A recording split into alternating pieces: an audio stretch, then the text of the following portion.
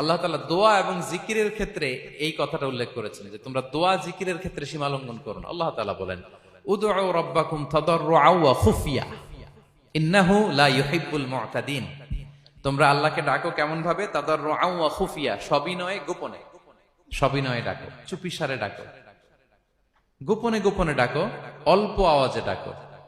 কারণ কি? ইন্নাল্লাহা লা ইউহিব্বুল মু'তাদিন, আল্লাহ সীমা লঙ্ঘনকারীদেরকে পছন্দ করেন না। তাহলে আপনি যদি দোয়া করেন আল্লাহর কাছে, যখন জিকির করবেন বিনীতভাবে, চুপিসারে, সবিনয়ে, বিষ্ণু ঈসা ইসলাম যেভাবে শিখিয়েছেন ওইভাবে জিকির করবেন। নাকি জিকির করতে করতে মানুষের কাঁধে উঠবেন? উঠবেন না? ওঠে ওঠে, হ্যাঁ ওঠে। দেখেন আল্লাহ তাআলা যেইখানে 3 ফোঁটা দেওয়া দরকার 3 ফোঁটা দেয়, যেখানে 1 ফোঁটা ওইখানে 1 ফোঁটা দেয়। আল্লাহ তাআলা ইন্নাহু লা ইউহিব্বুল মু'তাদিন, আল্লাহ সীমা লঙ্ঘনকে পছন্দ করেন না। এই কথাটা ঢুকাইছে কোথায়? দোয়া আর জিকিরের মধ্যে। কারণ আল্লাহ জানে আল্লাহর কিছু বান্দা থাকবে, তারা দোয়া এবং জিকিরের সময় কি করবে? সীমা লঙ্ঘন করবে।